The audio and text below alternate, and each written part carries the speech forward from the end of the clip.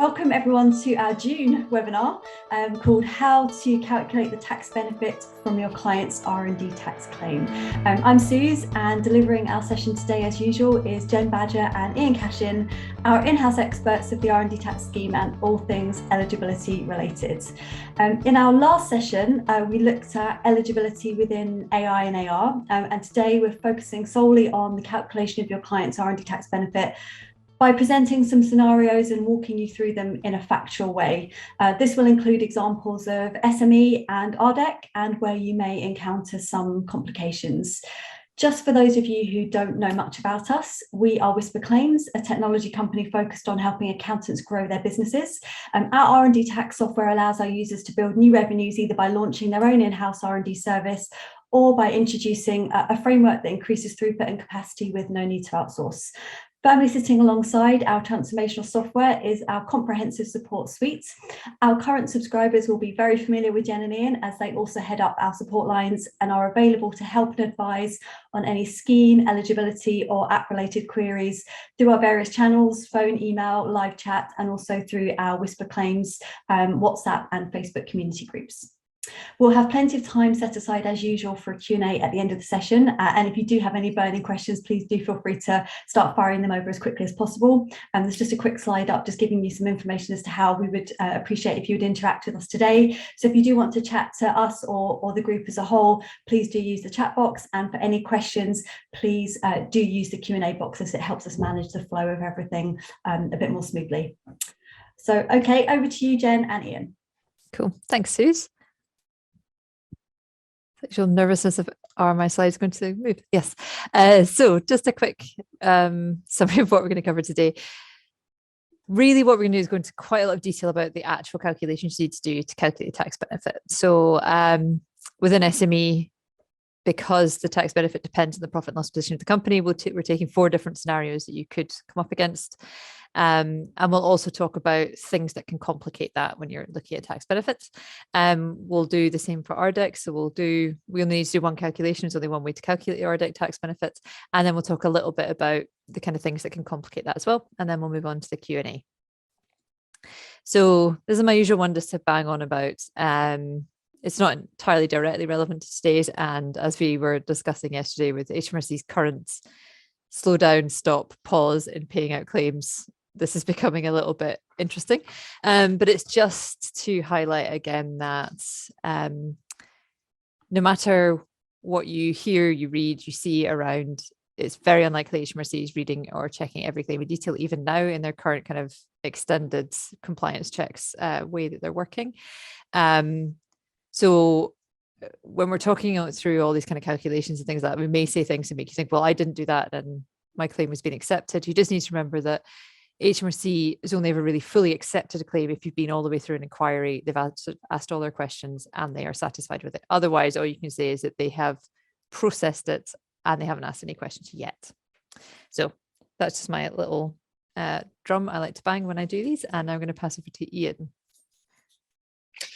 Thanks, Jen. So the big question is, why would we want to calculate the tax benefit? Generally, there's no actual need. It doesn't need to be submitted to HMRC as the tax benefit. It's a nice to have. It just gives you a conversation. Obviously, your client is going to want to know how much they're going to benefit from it. So it's about managing your client's expectation first and foremost. And then also, if you're somebody who works off a contingent fee, i.e. you work off a percentage of the benefit for the client, you would like to know it as well so that you can calculate what your fees should be. But it's a way of working out what the client is actually going to get back. Years ago, when we were starting out doing this, our audit partners used to say that audit was a sticky product, and because we were working off contingent, that it wasn't really a proper product, but obviously it was, and our fees were quite decent out of it as well. So, but that's the reason why we want to calculate the benefit, mainly so you can manage your client expectations. Brilliant. Thanks, Ian. So the first scenario I'm going to talk you through is calculating tax benefit for a profit-making SME. So obviously these are pulled out of their examples just with nice round numbers to make this easier. But imagine, first of all, you've got a claimant company and they have profits of £250,000 for the year. And the assumption that we then make is that they are going to pay corporation tax on all of those profits. So 90% of £250,000, it's £47,500. So without doing R&D, without doing anything else, without any other accounting treatments or fiddling around with ways to reduce corporation tax liabilities, they would be paying £47,500. So if this company then identifies £50,000 of eligible expenditure related to R&D, and just emphasizing they're an SME, so enhancement rate is 130%. So what to this company would be the benefit of having £50,000 of eligible R&D expenditure? So the way we calculate this is we take the profit before R&D, as I said, £250,000. So there's an enhanced deduction. So what you have to remember here is that £50,000 has already hit the P&L. So all you take off of that is the enhanced deduction. So that's the £50,000 times 130%, which is £65,000. So then you get a revised profit of £185,000. So we've reduced the profits. So this means, if I can get my slide to respond, the corporation tax then due on that is £35,150. So that's giving you a tax benefit of £12,000. So you're paying £12,350 less tax than you would have without the R&D spent. And then, sorry, the animations on these slides are not behaving themselves today. And just because this is actually a better way to look at it, you can look at the benefit as a percentage of the eligible expenditure. So this is essentially the middle value when you're looking at percentage of benefits to, or benefit as a percentage of the actual spend. So here, 24.7%. So if you've got a company that's got big profits and a small spend, so that you're never going to, the R&D isn't pushing them into a loss, the benefit will be 24.7% of the R&D spend. So that's how you calculate for a profit-making SME. I'm now going to pass this to Ian. Thanks. So I suppose profit-making, you could be a loss-making SME as well. So again, for this calculation, we're going to assume that the claimant company made losses of £250,000 for the year. Obviously, no corporation tax liability for that year. We're not going to take into consideration for this calculation any brought forward losses or anything like that. We're just going to take it as this was the trading period. They lost £250,000. No liability for corporation tax, but within that loss, they had a £50,000 spend for R&D. So again, as we were assuming the company is an SME, we can enhance that by 130%. As their loss making, we can surrender that for a 14.5% credit. So basically selling the loss back to HMRC. So the calculation of that one works out like this. Loss before we take into consideration the enhancement for R&D is £250,000. Again, we had a £50,000 eligible spend, which gets enhanced to £65,000. We further take that away from the loss, add to the loss, so making an increased loss of £315,000. So there are two ways, there's only one amount that you can surrender, which is the lower of the two amounts. So lower of the unrelieved trading loss, or the enhanced expenditure. So the total expenditure of £230,000 of the actual £50,000. So the max that we can surrender in this case will be the lower of those two. So it would be the £315,000. That then comes in at a surrender loss of £115,000. Tax credit in this sense, when we surrender it at 14.5%, 16,675, and that then equates to a 33% benefit compared to the actual eligible spend. And that's just the calculation that I was kind of blabbering over in my head. That the lower of the unrelieved trading loss or the enhanced expenditure. Cool. Thanks, Ian. So as you can see from these first two examples, the benefit as a percentage of the eligible expenditure can vary massively depending on the profit and loss position, which is why if anyone ever asks us, my client spent this much in R&D, what will they get back? We are usually incredibly reluctant to give a figure, because even these basic calculations, there's a lot that can change the amount that company would get back.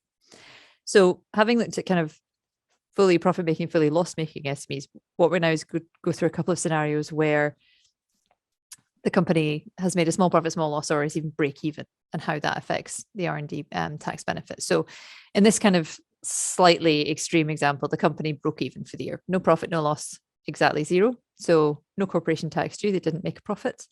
As with the other two examples, they've got £50,000 of R&D eligible expenditure. They're an SME. Again, hands-on rate is still 130%. And because the R&D will push them into a loss, even though they haven't made one in the first place. So that means we can take into consideration the tax credit rate of 14.5%. So it's going to get, you can start singing along now, but the loss before R&D is zero, profit loss. There's nothing before you take the R&D into account.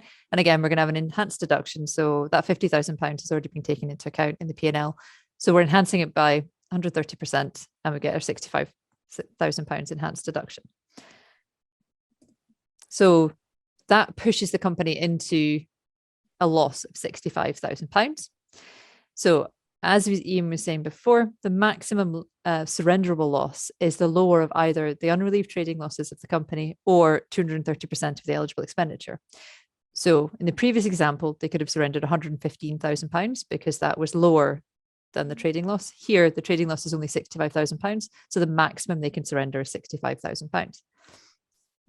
So working that through, the total tax credit there is actually £9,425. So a lot lower than in the previous example.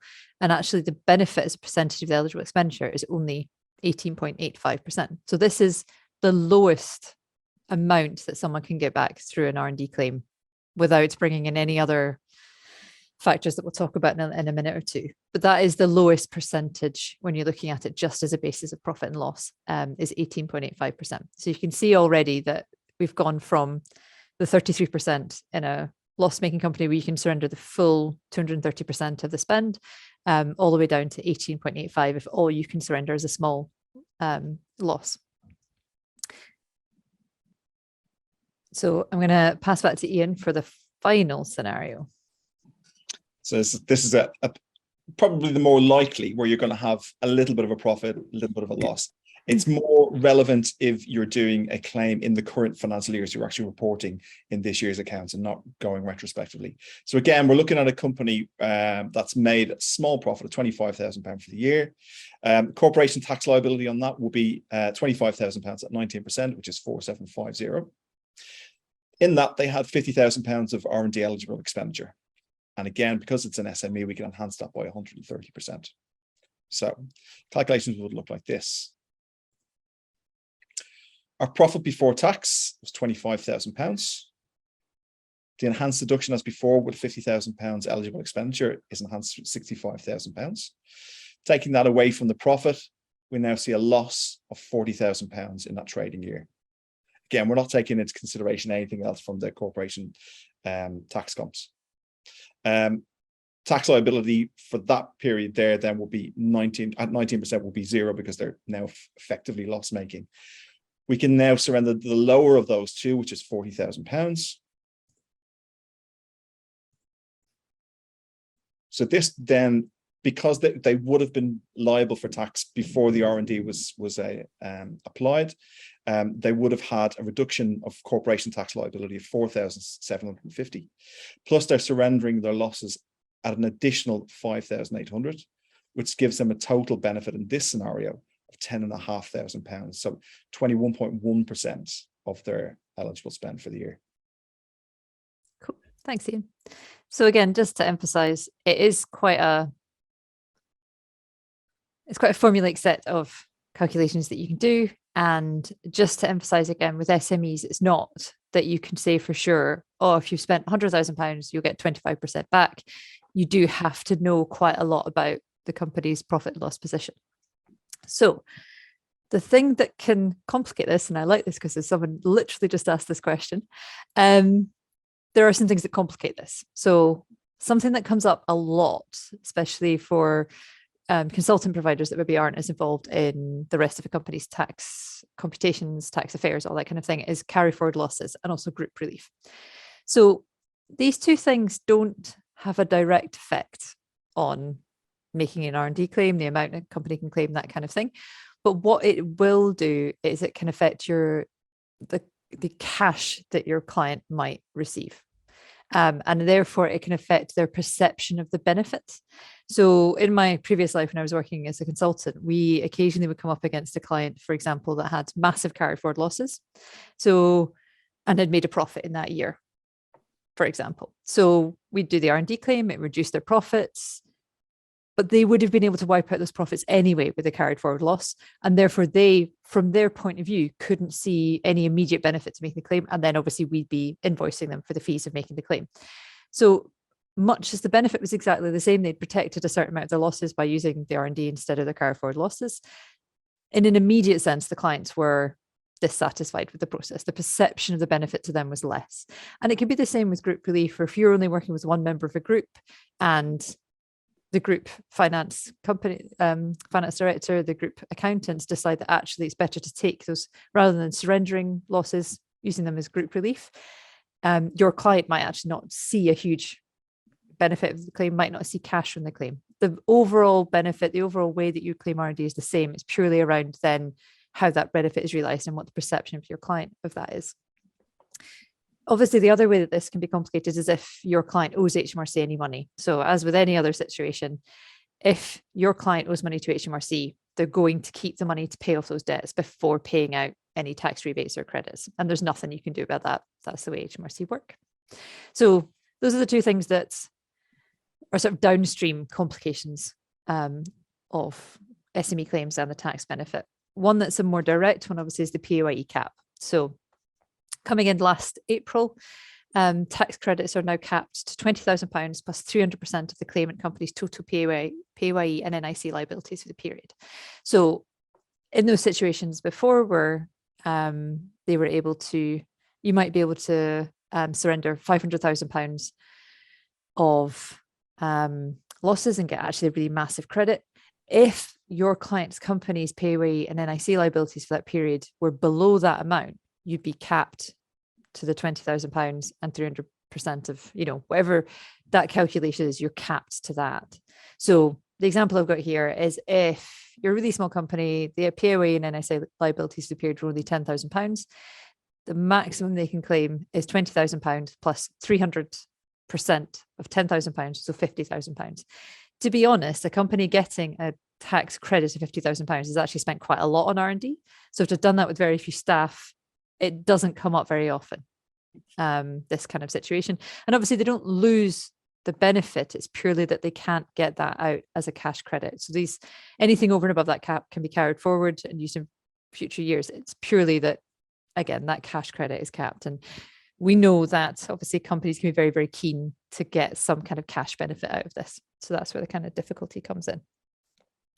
So that's us finished on SME. So I'm going to pass it over to Ian to kind of run through what an RDEC calculation looks like.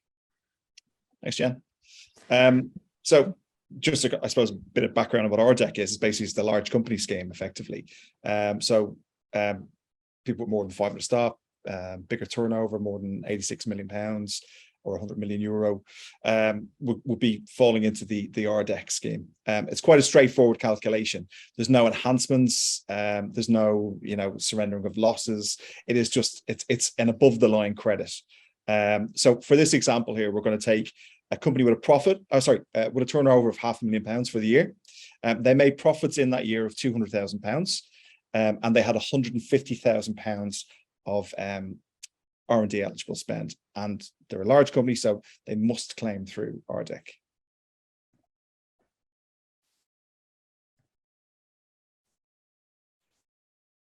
So as you said, originally turnover is £500,000, not originally, just it is.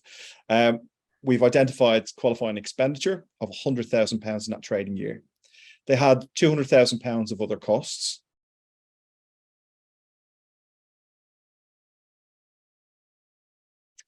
So the profit in that year before tax was £200,000. So this is where RDEC and the SME scheme are different. What we do in this scenario is we apply the RDEC credit, which is now 13%, above the line. So it increases the actual EBIT in the company, as opposed to what the SME scheme does, which is reduce the profits in the company. We're increasing it here. So as we can see, RDEC goes in above the line at £13,000. adds to the original profit before tax. So we now have a profit of £213,000.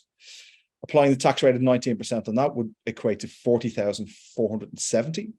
But then what we do is we then remove the £13,000 expenditure credit from that figure, which then gives us a net tax payable of 27,470. So that works out at a benefit of 10.5, which is about 10% roughly of your actual eligible expenditure. So what we've done in this scenario, as I say, is we've actually increased the company's EBIT, but reduced, or we've taken it away, the £13,000. So it's almost the opposite of what we do with the SME scheme. It's good for reporting purposes for RDEC, or for large companies, because obviously on paper it looks like they've got larger profits because you've effectively put the R&D spend in as a form of income. So their EBIT has increased, which looks good for reporting to shareholders and boards, etc., etc. But that's basically what RDEC is. Effectively, it's a 10% benefit based on what you're actually spending. Cool, thanks, Ian. So where RDEC gets a bit more complicated than that, because as this scenario shows, generally speaking, what happens is the RDEC credit is lower than the tax due, and therefore it is essentially just a payment, a reduction in tax. The way from the mechanism of how it's used is it ends up paying off the tax. So this can get, having some issues with the slides, this gets more complicated because, and this comes directly from CIRD, there are basically 7 steps to claiming. So there is a theoretical chance that a company claiming RDEC actually would get a cash credit. When we were talking about this yesterday, Ian did say that he's never actually seen a company claiming through RDEC get cash. And that's because of this 7 steps. So first one, and as in our example, the credit is used to pay any corporation tax due for the period. So if the company owes corporation tax and the credit is applied, then they just use it to wipe out some or all of the corporation tax. If there's leftover credit after that point, then there's an adjustment that, I will be honest, I'm not an accountant, I don't 100% understand, but it's reduced to the net of the tax amount so that there's no, so that companies that are in profit or in loss can equally benefit from the scheme, basically. So then any payable credit is capped to the PAYE and NIC liabilities for it, the R&D staff. So again, that's different to the PAYE cap for SME because that's all staff. For RDEC, it's only the R&D staff. So you can't get more than you paid out for your R&D staff and PAYE and NICs. They then take the credit and look to see whether the company has any outstanding corporation tax for any other periods. So if they still owe corporation tax for the previous tax periods, they'll take it and apply it to that. You can then obviously take the credit and surrender it for group tax relief. That's step 5. So again, if the company's part of a group and decides that that's the best way for the group to benefit, then it would go away then. Number 6 is then if there's any other liabilities to HMRC and there's any of the credit left, it would be used to pay off those liabilities. And only then could there be a cash credit. So you can see when you go through all that, you're really looking at companies who maybe weren't paying corporation tax for the period, had a lot of R&D staff, so their PAYE and NIC liabilities are high for them, and they don't owe HMRC any other money for anything. So when you go down that path, you realize why most companies claiming through RDEC wouldn't ever see that actual cash. So that's essentially us kind of having gone through. And as you can see, much as it's quite a big thing, calculating tax benefit, it is a simple set of calculations you can do to get to there. What I'm going to do is I'm going to pass back to Suze for a minute or two, and then we'll start taking questions. Thank you, Jen. Just a really quick one from me, as usual. There's a couple of reminders. The first one being our training. So you'll see next week, actually next month, July, we have our fundamentals of the R&D tax relief scheme training course. This course is for anybody who's new to the R&D tax world, and suitable also for anyone who's looking to be equipped with even more expert knowledge about eligibility, the scheme and some of its nuances. The courses do tend to get booked up quickly because there are limited spaces, so do book up if it's something of interest for you. Next, we also have our YouTube channel that's been live since the beginning of the year, that has all of our videos, podcast, collaboration content all in one place for you to watch back and enjoy. If you are a WhisperClaims subscriber already, all of the preview content is available to you in full via our exclusive Insights channel. And if any subscribers on the session today do not have access to that yet and would like it, please just drop me a message and I will sort that out for you. And finally, if anyone joining today is interested in seeing a demo of the app, please contact me directly or use the link to our book a demo page on the website. I will have links in the chat box to everything that I've just mentioned just there in just a moment. And as Jen said, without further ado, we can crack on with some questions. Jen, do you want to review the first question that we had just quickly, just to summarize it? Yeah.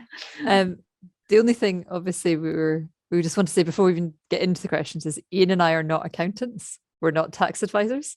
So we are experts in R&D tax relief and the R&D tax relief scheme.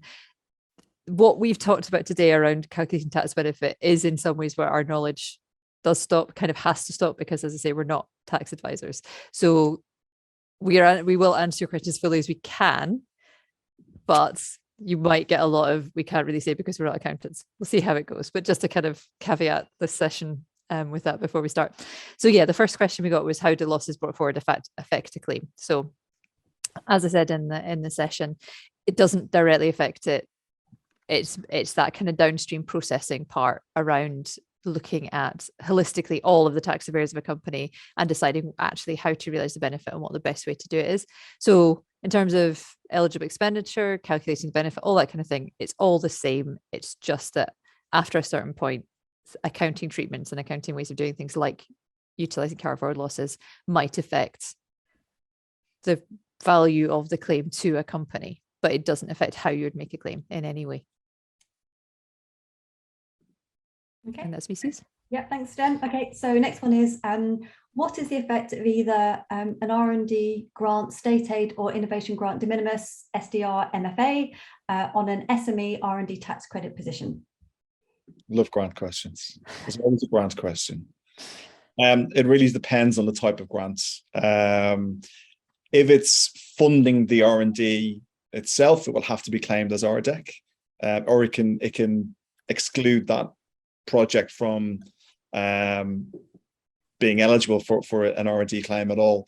The devil is in the detail with the actual grant itself. So you need to kind of understand what type of grant it is, what it's funding, what it's paid for, where it has come from. Is it a notified state aid? There's lots and lots of different variables with grants, and you need to kind of see the offer letter to understand how it will affect the claim itself. But generally, if it's funding some or all of an R&D project, we'll probably put it part or all of it into the RDEC scheme. Great, thanks, Ian. Okay, next one. Thank you, Peter, for this question. If you have a repayment claim with HMRC, will they still utilise an R&D tax credit to offset HMRC liabilities or repay the credit? I didn't understand that. Say that again. If you have a repayment claim with HMRC, will they still utilise an R&D tax credit to offset HMRC liabilities or repay the credit? Or pay the credit?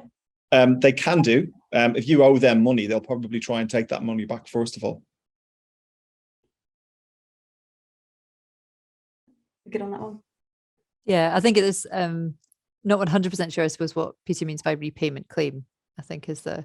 So I think if I'm going to go on a limb and assume that means some kind of arrangement with HMRC to repay liabilities or past due, then potentially they might pay out. I actually don't know how they would treat that if you've already come to an arrangement with HMRC about repaying what you owe them, whether they would use the credit or not against that. It's not a situation I've ever come up against. Okay. Peter, if you want to follow up with that one, feel free to drop another question in and we'll get to it in a moment. Okay, so a question here. So it looks like we've got a loss-making company where we have an enhanced loss. We used enhanced expenditure of 230% or lower of, in box 660 on CT600 and surrender loss plus 130% of expenditure. I think that is a very specific question that we may not be able to look at just now. This is not for this session. This is about eligible spend and benefits. I will say HMRC have a very good PDF. This is what I send to everyone. They start asking me which box to fill out on the CT600. So HMRC do provide, I think it's called something like Quick Guide to SME Tax Relief, but that gives you a step-by-step instructions on how to fill out the CT600 in the different scenarios. So that will give you much better information than Ian and I will be able to give you right now. I think I've got that PDF to hand actually. Shall I drop it in the chat box? Sure. In just a moment. I'll do that when the next question is being answered. Okay, so next one. Is it good practice to add the breakdown of enhanced expenditure in the report to HMRC? Yeah, especially at the moment. HMRC appear to be scrutinising every little last detail of R&D claims at the moment. They will want some form of breakdown of how you've come up with that figure. I mean, technically speaking, it's not 100% necessary, but like anything else, like writing a report, like adding in additional technical detail to what you're claiming for, it's seen to be best practice rather than an actual requirement. And it just reduces the risk of HMRC wanting to open an inquiry against your claim. So if you have a breakdown of those figures to hand, by all means, submit them along with the CT600. Yeah, I think what I would say is obviously it's definitely worth not just saying they spent £50,000. It's definitely worth breaking that down.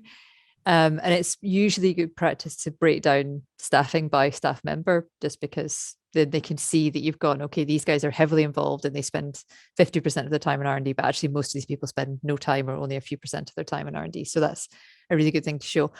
Beyond that, I think it's good to break it down into the allowable categories of cost. I don't think at the moment you need to go into the depth of, they use these 20 different subcontractors and here's how much they spent on each one and here's how much was R&D.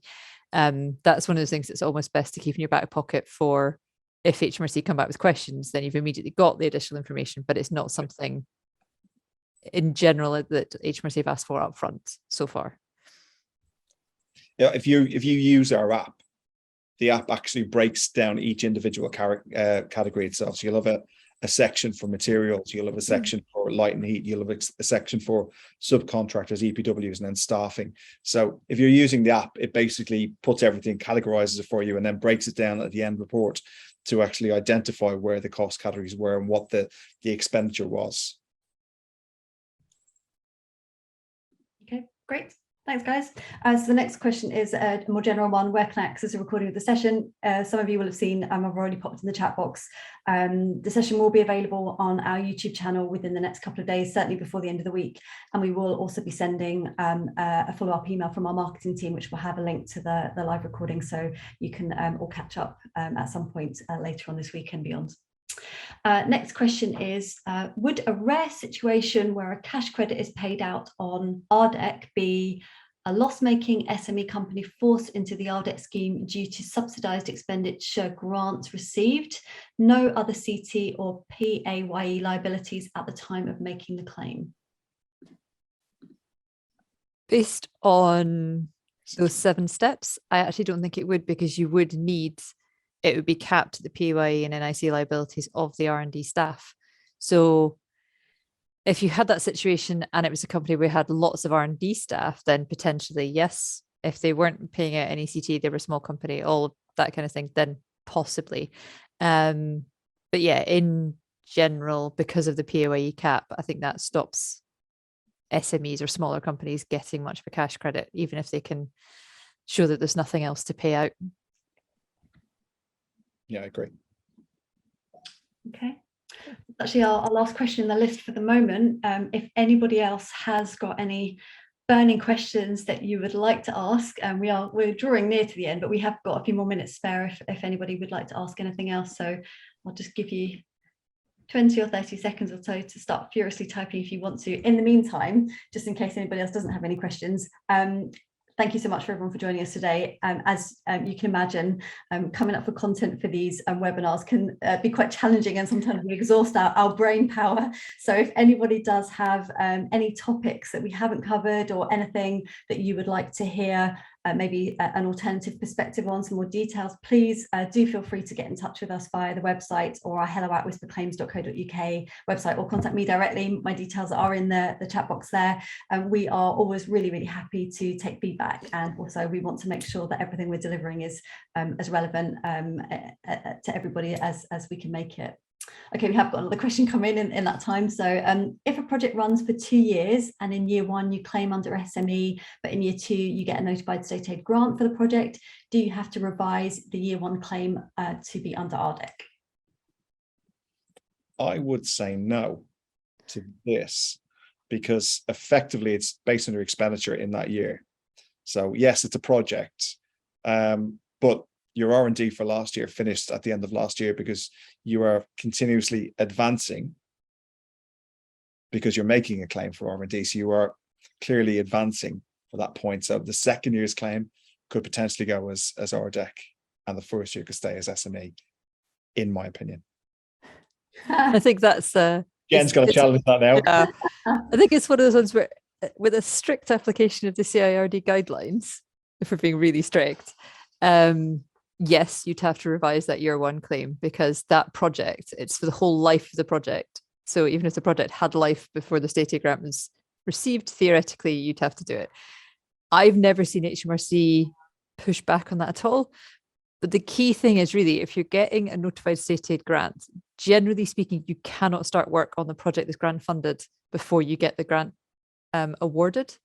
So what people would normally do is separate that out into 2 projects and say, look, this was the groundwork done so that then we could apply for the grant. And when the grant was awarded, that was a different project.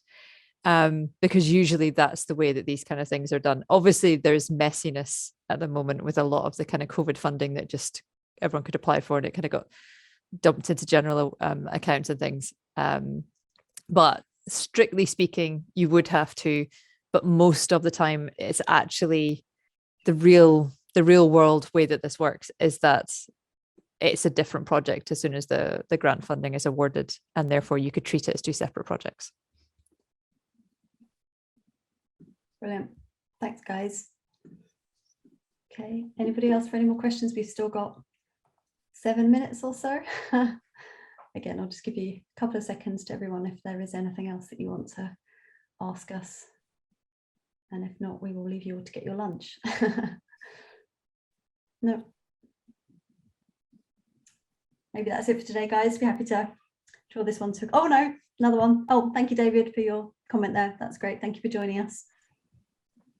I think that's it for today. All right, guys. Well, as I said, again, all feedback is fantastic for us. We really appreciate it. So please do get in touch. As I've just said, that was another question, not a question, but thank you so much. Thank you to whoever wrote that comment. And we will see you all for our next webinar next month, I believe. Jen, have we got it on? Is it renewables, renewable energy? Yeah, energy and renewable sector we'll talk about.